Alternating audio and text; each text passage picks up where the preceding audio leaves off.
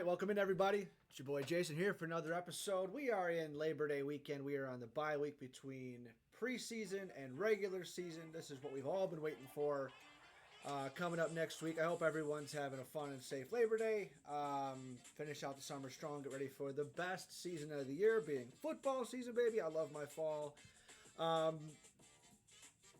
Monday Night Football coming up on the 8th.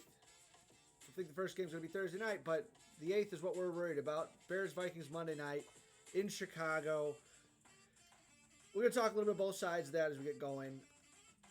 Let's start with the Vikes side first because we know we're all more interested in the Bears. Talk about the Vikes. Earlier in the week, they traded for Adam Thielen. Back again. That was pretty cool. He actually took a pay cut to actually get back there. Fun for them.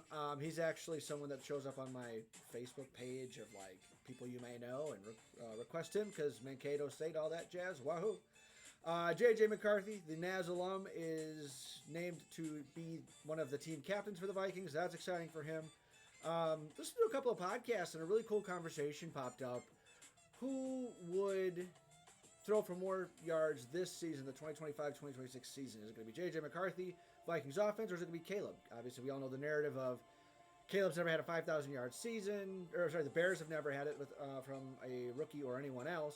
But J.J.'s basically a glorified redshirt rookie. And how do we think that's going to go? Here's my take on it. I do think Caleb's going to break 4K. We think about how much KOC wants to throw the ball. I think he will too. This is all both sides assuming health here. I think the passing attack and the schematic tendency of KOC is going to lend for J.J. McCarthy to ultimately throw for more yards this year. Also because you think about how the second half of the season goes, they play in a dome for their home games, and I don't remember exactly when they pulled Detroit too, but if that's an end of the year game too, that's just another dome game. They're built for the dome offensively and defensively, in my opinion. Whereas the Bears, their schematic tendency through Johnson is, they have explosive offense, a lot of throwing yards, a lot of catches, but he wants to run the ball first. He wants his pass game to predicate off of the run game, and what that does is you're not throwing the ball 30, 40 times a game. Goff did a couple times, but more often than not, you're 20, 25 times a game with a higher completion percentage, but a lot of those go for explosives. I think last year they led the league, the Lions did, under Ben Johnson in explosives, 15 yards or plus. So I think overall, tendency is going to take over. Yeah, they want to protect the rookie quarterback, redshirt rookie, in J.J. McCarthy, but I just think KOC is going to want to throw the ball downfield more, whereas I think Johnson's going to be more focused on run the ball, set the tone, make an identity apparent early, and then also we play in the snow and don't have a dome. So I think that's fun. I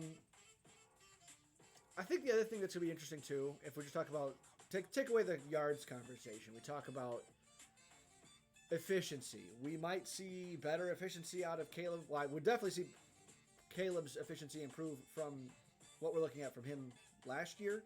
But just to see the efficiency between quarterbacks in different systems, same year coming out, they were asked to do different things in college. JJ has got a strong arm. He wasn't asked to throw the ball at any point in his career, college or pro, obviously, more than 20, 30 times a game. But he did that in the championship game. Remember against Washington, he threw the ball quite a bit, and they did just fine. So as far as efficiency goes too with Caleb, you think about he was sacked 68 times last year, record. Say his knowledge and efficiency getting the ball out on time, plus the added improvement on the interior depth, meaning not as many guys in his face, you're really going to see those sack numbers reduced, showing up in the box score. It's going to be 25 less drives that either, aren't cut short, so meaning they probably end in some sort of points, field goal or touchdown, or you have a fresher defense for being off the field. You have a higher percentage on third down. You are able to get the ball in the opponent's territory. If it's not something you're scoring on, at least you're pinning them deeper. It's going to be quite interesting. The offense needs to be middle of the road for this team to be good. Last year, there were 5 wins on paper. I'll never let anybody forget that. But there are some spots on offense especially that have talent that can carry to be better than just a 500 team, I think. Now, I'm still going to have them 7, 8, 9 wins, but I don't think it's as much of a hope and a wish that they could exceed expectation. Obviously, as a fan, I'd love it. But I do see that they have a little bit more of a spark than some of the other teams in the NFC as far as pushing for like a playoff spot. Again, if health and potential is realized. One other thing of big news that I guess affects both Vikings and Bears is obviously the Micah Parsons trade. Now, I was shocked at the beginning of it all, just like most everyone else was, because I really thought Jerry was just going to pay him. The crazy thing is, again, Labor Day weekend, yesterday we saw the Deron Bland extension from the Cowboys come through, 4 for $92. So you really passed on Micah Parsons because of that, or was it an ego trip? We won't know, probably won't know this year, but we'll probably know soon. Be interesting to see what comes out on Micah's podcast and all that. But I thought it was interesting that the Packers decided to let go of 2 firsts and Kenny Clark to make that happen. We all know, as Bear fans, Flus is the DC in Dallas, and that he needs a dominant inside pressure from a 3-tech to do that. I think Kenny Clark can be that for them. His talents have been rather muted in whatever system they've been exchanging down in Dallas, or sorry, down in Green Bay, up in Green Bay, for the last couple of coordinators. They really haven't been able to get pressure at all unless it's a sellout blitz. I mean, you really haven't heard about consistent, intimidating, like game-changing pressure since like Clay Matthews was there. So you put Parsons with Rashawn Gary, great for a pass rush. He can definitely affect the game. He can definitely change or break a game. Because not only does he doesn't stay on just his own side. He'll bounce between A, B, C gap. He'll loop. He'll stunt. He's incredibly fast and explosive. One thing we've noticed about Parsons is that he has been prone to getting run on. Meaning you can attack him straight on, and he kind of disappears. Now, that's one thing I'm excited about. Disclaimer: I can't stand Skip Bayless. I don't think he has consistent enough takes on enough things to be really reliable. I think he's just clickbaity and mostly obnoxious, to be honest with you. But I do tend to agree with his take that he was butthurt. It definitely seemed that way when he's given the take about Parsons' trade. But, in big games, he wasn't showing up. Now, yeah, he was a couple years younger at the time. Now he's become a little bit more of a seasoned pro. But that would be encouraging to hear, especially, playoffs, they got worked a couple years in a row there by the Niners. And then I think the Packers knocked him out too. Was that the one? I remember it was Niners or Packers where they did that goofy play at the end of the game, and Zeke Elliott was the center, and he just got completely trucked. I think that was Fred Warner. I think that would have been the Niners if I had to guess. The other thing I thought was interesting is this was eerily similar to the Khalil Mack trade. You get a disgruntled pass rusher in the peak of his power.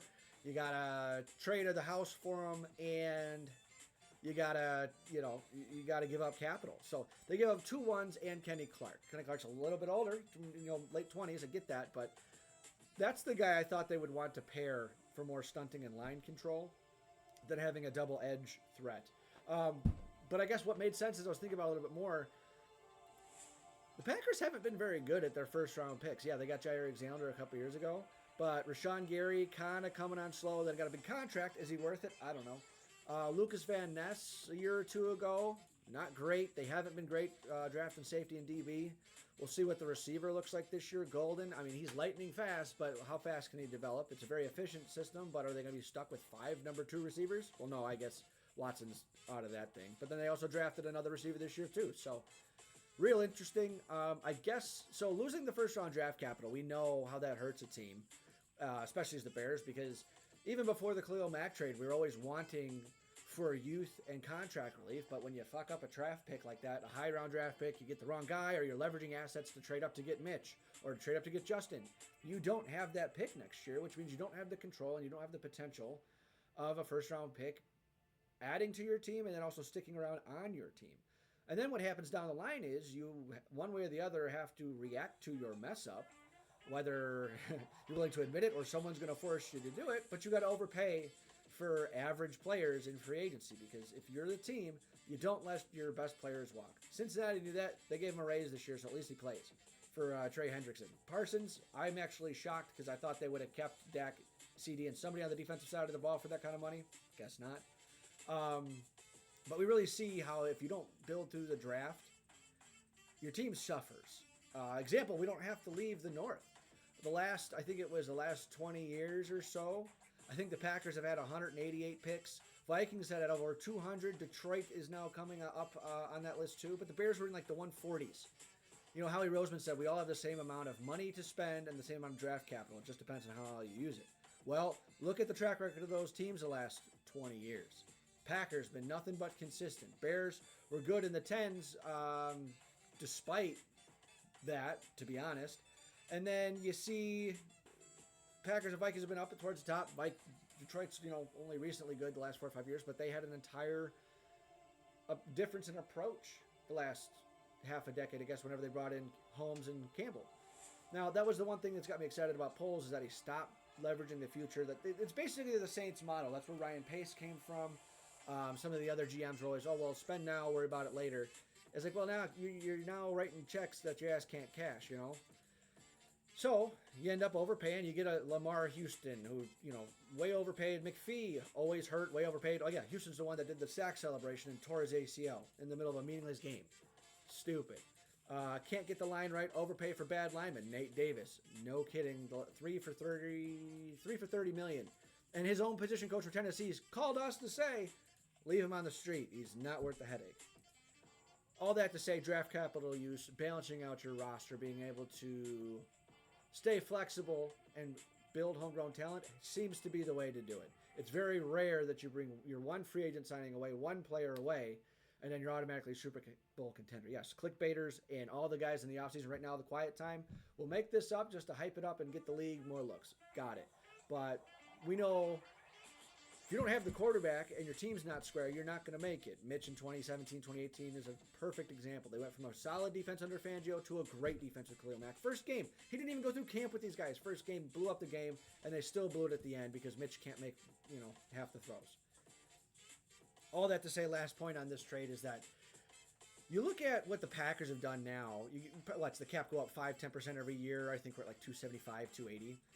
You have Jordan Love on a short contract, albeit, but he's making 55, I think, $57 million. And then Parsons is going to make 47, the highest non-paid quarterback in the league. So that's $100 million, right? Yeah, 100, depending on a couple dollars here and there, a couple $1 million. That's 35% of your roster cap. Now, I know the cap doesn't matter because you can always flex and move and pay out and all this stuff, but that's one thing we haven't seen from the Packers where they out-leverage their cap space. They don't have draft assets. I'm sure they have comp stuff prepared and ways to trade back and down, but it seems to me the Packers are solid. They're good, but I don't think they're a player away.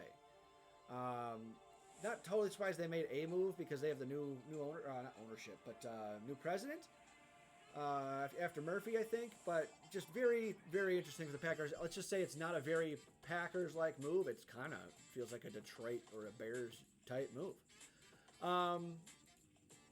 Anyway, yeah, that's what I have for the Vikings and the Packers. Let's talk Week 1 Bears. So, feels like Braxton's going to be the left tackle by default. Again, if they don't leave him on an island this year, he'll be fine. I think, especially because you're starting with Minnesota, you got all those stunts. You've got two smaller, craftier, bendier pass rushers that just are known for causing havoc in Van Ginkel and Grenard. Dallas Turner. You think he's going to get help from backs and from tight ends on the edge there because I got a feeling that the interior three, Tooney, Dahlman, Jackson, are going to have their hands full with Hargrave and Payne there that they just brought in from free agency. So it's going to be interesting to see just how much Johnson's willing to send help that way. Obviously, Waldron was so stubborn he wouldn't allow it. But I think that's going to be okay. That's one thing where the Bears are like 1-5 against Flores in this couple years as a DC, but Johnson's undefeated, putting up numbers that no one else in the league's kind of figured out. So hopefully, schematically, Johnson has the edge. Whether the team has the mental edge, we'll find out pretty soon. Caleb played well in both games last year. One was mismanaged, and the other one was a block kick, I think, because they saw the tape from the week prior against the Packers that they launched off the guy and tipped that one. That still pisses me off because if they would have called that penalty in the Packers game, Packers would have been 0-6 in the division. The Bears would have been 2-4. Way different conversation, but you know what? No, I was going to say I digress, but I don't think I'm letting that one go anytime soon. Yeah, I still think the pass rush is going to be an issue. Montez, obviously, you heard from coaches, Montez is having the best camp of his career or whatever. I don't know how you can say that because he only got here last year. He didn't have a camp the year prior because he was traded mid-season. But Dio hasn't shown flashes. Concerning for the amount that we're paying him. Obviously, like Montez and Dio make up what you're paying. Don't even make up what you're paying Parsons because I think it's 25 and 15. So, it's not 47. So they're going to have to get real creative with some stunts. And that led me to watching a video of Bears on Tap on YouTube talking about different Dennis Allen stunts. Great job, guys. It's an hour and 20-some minutes of just pure film breakdown of the Saints, obviously, because that's where Dennis Allen did his most recent work. But they started off, and I kind of had the same question as a lot of social media, a lot of the big-name guys was, man, I'm watching this Chiefs game, the third preseason game for the Bears, and it's like, man, these defensive linemen, especially Dexter, and this is where it stood out, because Dexter coming out of the draft was in a two-gap, and then they're asking him to switch and speed up his explosives, to be more explosive out of his stance instead of trying to read, hold, and react.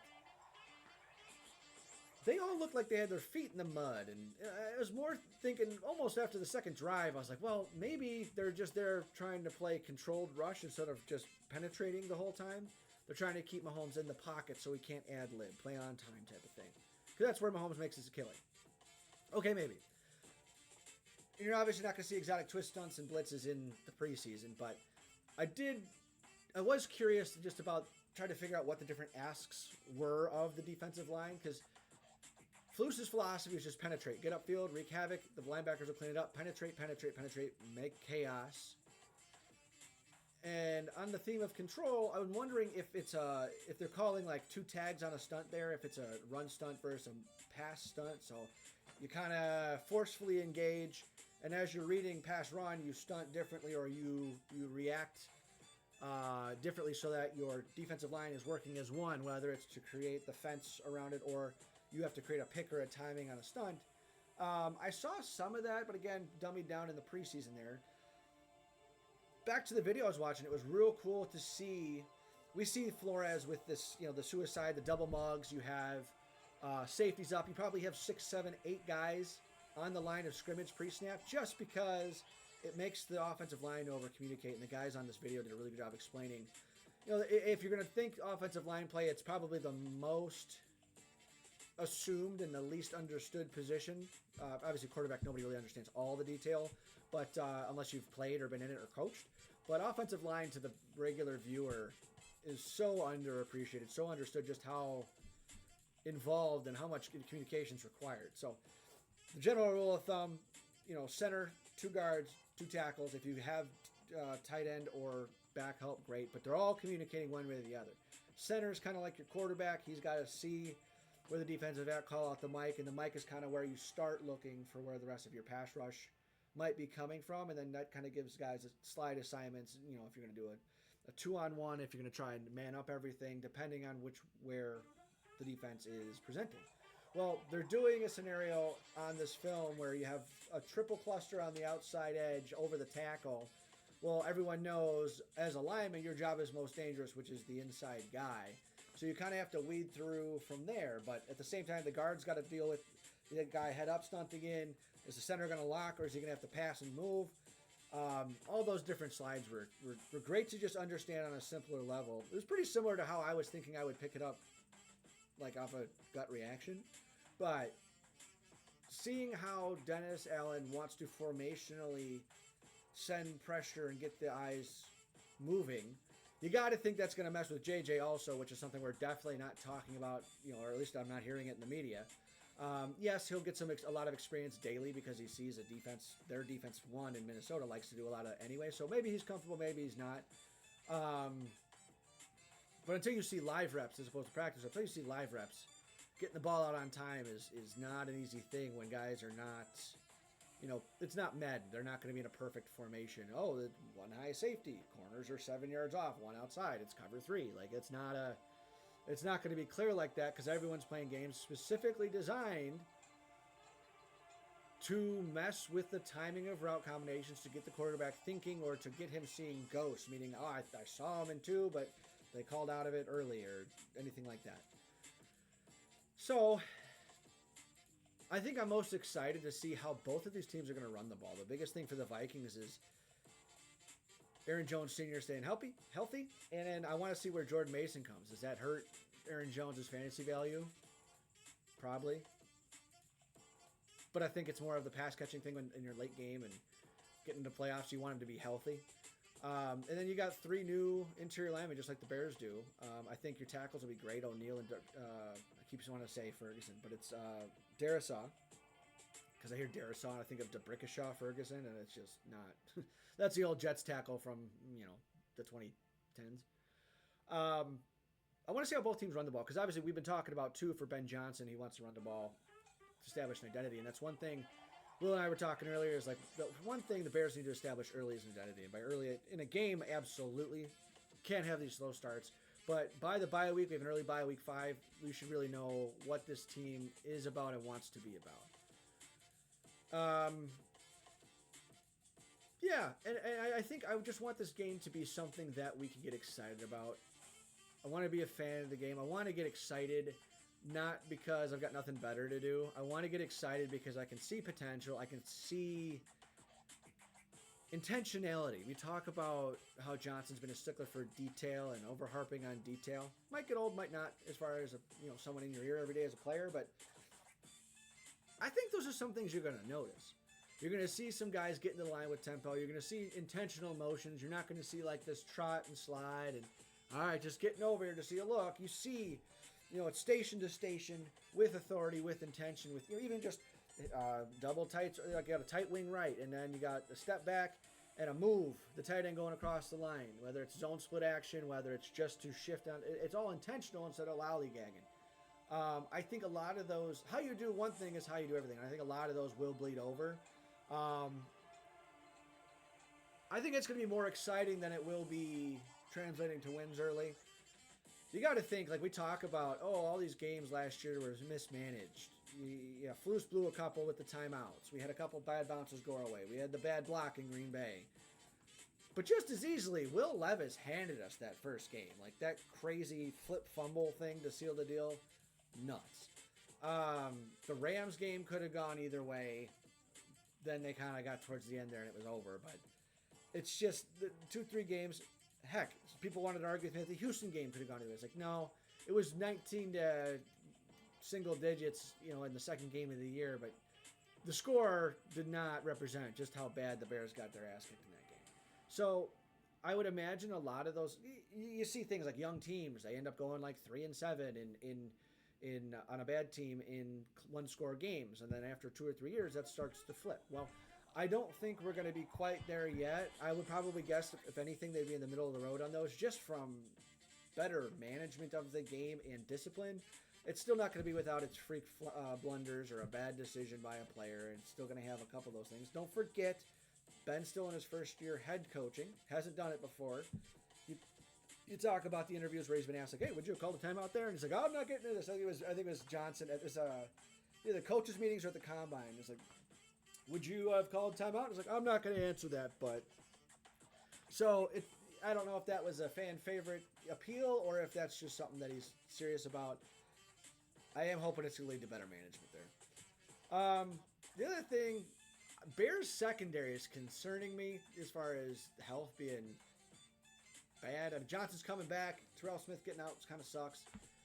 I am not confident with Byard being old and Brisker getting hurt all the time. That's someplace we're going to have to address next year for sure for more of a long-term solution because they're both on the last year of their contract.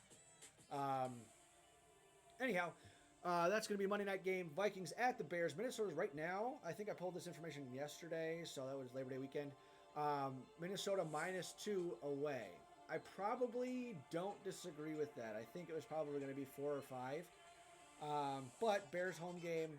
Both have rookie quarterbacks. Both have a lot of new free agency additions.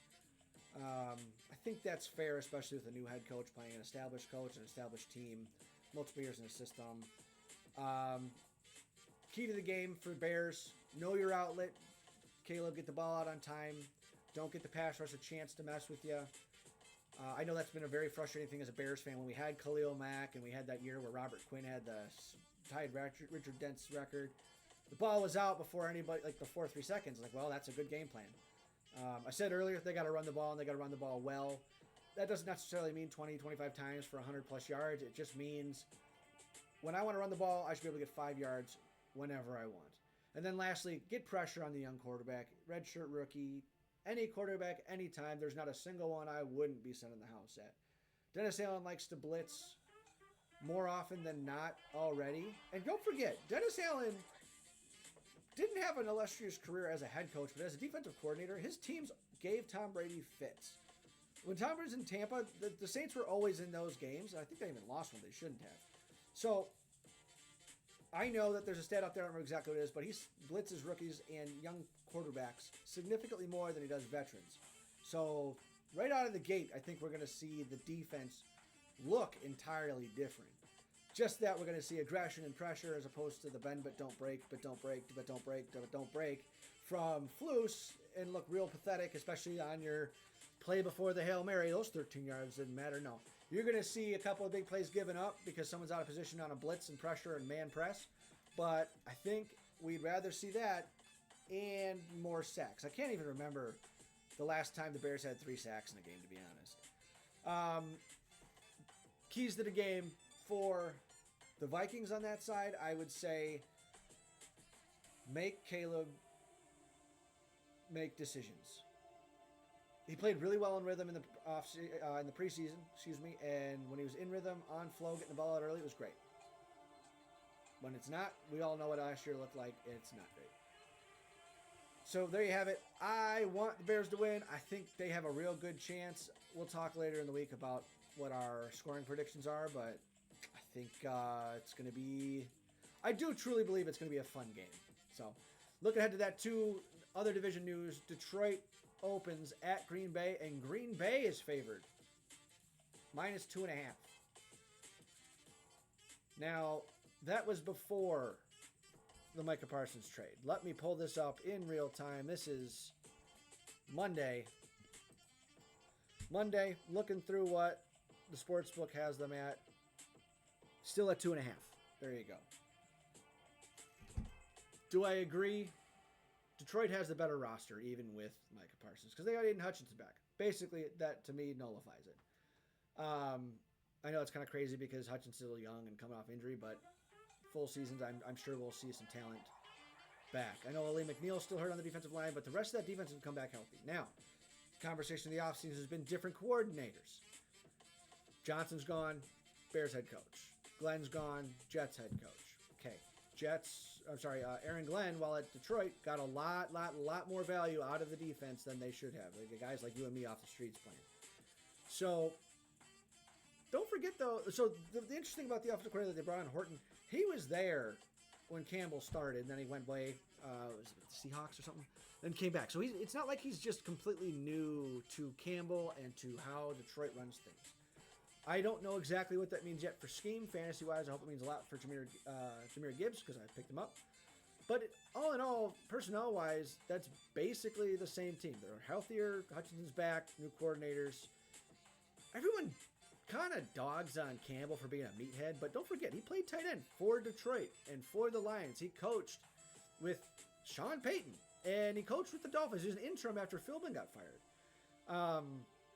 Dude's not just a meathead. I got a feeling a lot of this intuition and design and schematic influence, not just the grit and the bite and kneecaps we're used to, a lot of that's coming from him.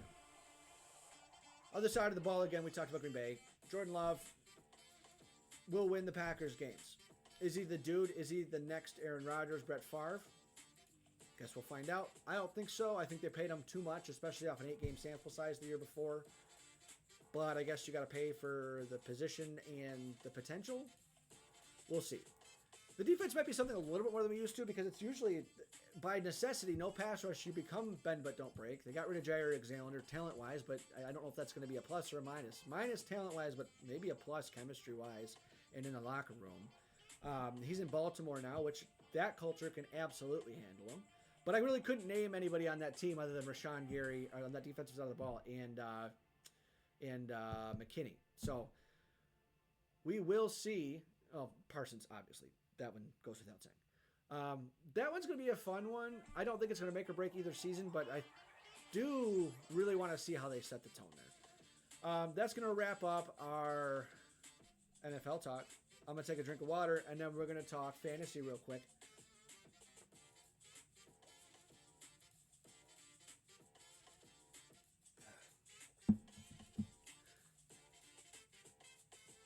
Gosh, I love these free, no copyright music lists.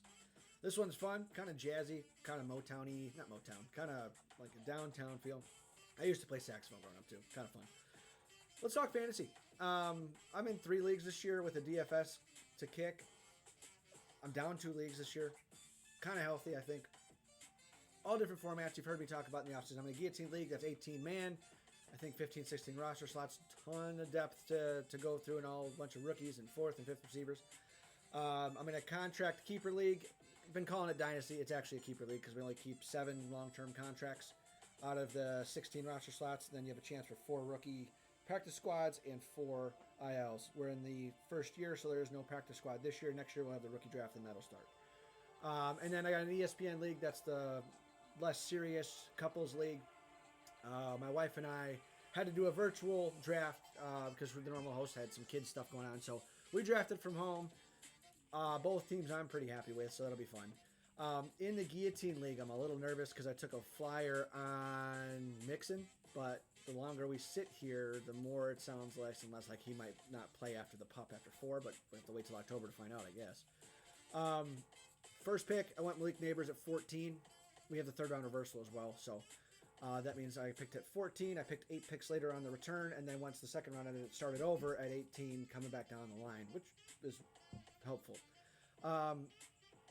What had happened was I was looking to go get a running back with my second pick, but Josh Jacobs and one other guy at the moment, the strategy evades me, but they were right in that slot. Every mock I did, they went late first, which was 5-6 pounds picks minimum, too early in my opinion. So the guy right before me takes Lamar Jackson. This is a very quarterback heavy league. It's not a super flex. There are 2 flexes, but it's not a super flex with double quarterback. So I took Josh Allen, just knowing that he'll be a good anchor consistently. It's a half-point PPR, so quarterbacks have a little bit more value. After that, I kind of just started drafting the most points overall. There was really no point to going favorites or explosives and such, just because it was a weird slot where I ended up. Like, do I want to take a chance on a rookie, or do I want to go with tried and true? So 3rd pick, I ended up going running back. I got Neighbors, Josh Allen. Then I went up going James Conner out of Arizona as my 3rd pick. 4th pick, again, another math pick. Not a guy I love, but I took Devontae Smith. After that, that's after Devontae Smith pick is when I took Mixon, who stood on IR for at least the first 4 weeks. If I can make it to week 5 and he plays, I can save on AAV, or I'll just have a 3rd, 4th guy at that point that I can really count on beyond like a Neighbors or a Connor. And then anybody else I could pick up on the waiver wire after some teams start dropping. But again, that was the whole logic behind getting Josh Allen, just hoping he can keep me afloat the first couple weeks. Because right now I'm projected, I think, bottom 3rd out of the 18. Maybe probably 5 or 6 guys behind me that are projected lower. But again, I'm not playing one matchup. I'm playing the whole league at once. So that was a fun draft. I'm not too high on it this year. It was a $75 buy-in. It got bumped up from $50 a couple years ago. I won it my 2nd year in, and I think this is now my 4th year. And that winnings was like $575. Now with the $25 increase across the board, I think the top winner is going to be, some things adjusted. I think it's about $800 for the win. Hell yeah. So wish me luck on that one.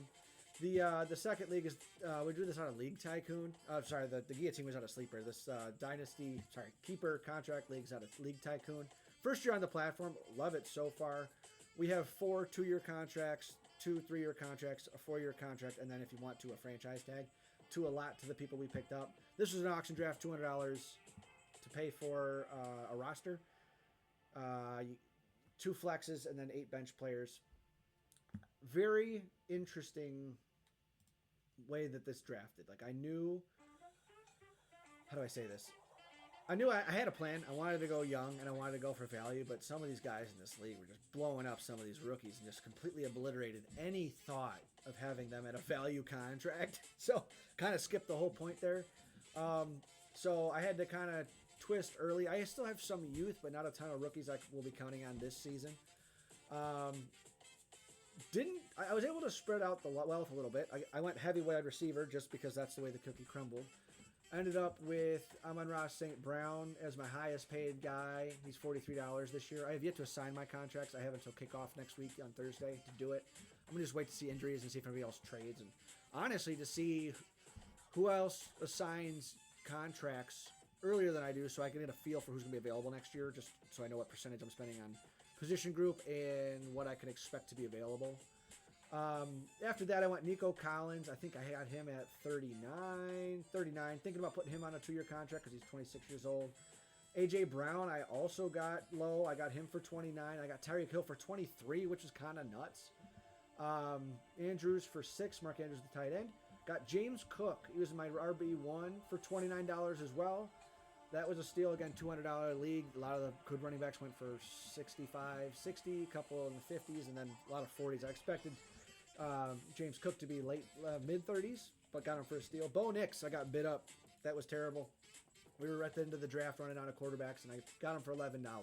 I think he's going to be way more efficient than last year, which was already a good year, we know, as the rookie under Sean Payton.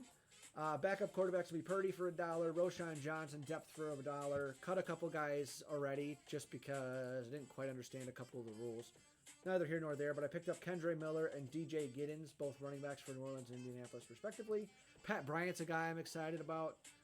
Rookie for Denver to kind of be that Sutton role in the next couple years. Josh Palmer, I like him out of Buffalo. Torrey Horton, the rookie, was it Tennessee or something? I don't remember. But he's in Seattle as their running back 3, and then I got Colston Loveland for $4. I think that's going to be my 3 or my 4-year contract going on. Trying to see if I can make a move for a young running back, throw Tyreek Hill and maybe a sweetener out there. I'll let you know what bites, hopefully before the season starts. Another reason why I didn't assign contracts early, because this is the only time I'll be able to do it, is that because none of them are signed and I have them all allotted, I'm using the contract length as a negotiating tool. Let you know if that works or not. And then lastly, my team in the ESPN League, the family, or the couples league, I had pick 4. My wife had pick 5 out of 12. So kind of helping her out there. I went Jahmyr Gibbs and then followed that up with Brock Bowers. Then James Cook, Marvin Harrison Jr., Kyler Murray, George Pickens. Then I went Caleb Williams, Khalil Shakur, Loveland again, Algier, Ollie Gordon II, Christian Kirk. This is also one, I think in the 9th round, I took Joe Mixon again as a flyer. Because then I'll have a whole bunch of depth, 3 receivers and 3 running backs that I feel really good about. Actually, while I got you here, hostage audience, I will also pull up Kelsey's team that I helped procure. My focus is not really to win the whole thing again. The winnings only $100 out of 20 paid, or 120 maybe. Not scoffing at it, but not as intensely focused as some of the other leagues. But talking and driving at the same time here, rosters.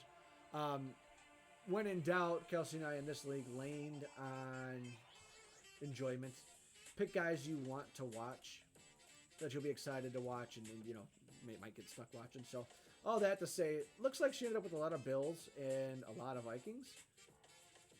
We'll run through it. I don't remember exactly the order. Her first pick was JJ, Justin Jefferson, Ladd McConkey, then Josh Allen, I think. Then Travion Henderson.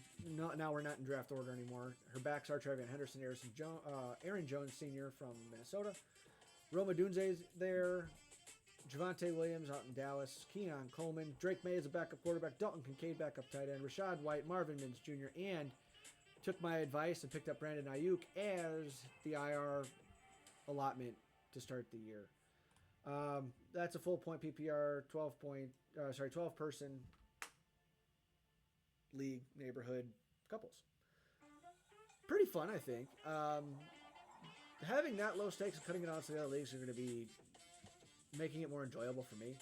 And then this is my point of pride this year, where I've never been good at DFS. Like, I always feel like I got something going with picking these guys, but for some reason, the wives and the guys that don't do football the way I do football end up having better weeks than me. So I'm going to try. I've found a couple other resources I like online for research. Fantasy Pros is a fun one. Draft Stat.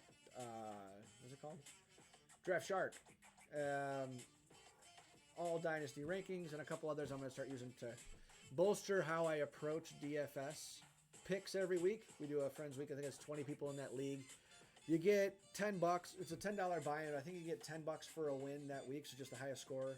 And then I think the payouts for the end of the year are like top 3 overall totals, or maybe it's top 3 of they have the 5 best scores. Walk away with a little bit of money, but I just feel like I should be performing better than I'm not. So I'm going to focus on that this year. I'm going to learn Dynasty. Going to really try and work Guillotine, and then, DFS is going to be some focus. Anyway, it's getting late here. Enjoy the rest of your Labor Day. Get excited for week 1. It's going to be, in the moment, it's going to be a long season because each weekday it has to wait to get there. Sundays are going to fly by, and then it's going to be February 16th. Waiting, begging for the draft again. So I've been Jason. Thanks for tuning in for another episode. We will catch you next time as we jump into the regular season. Bears Vikings. See you then.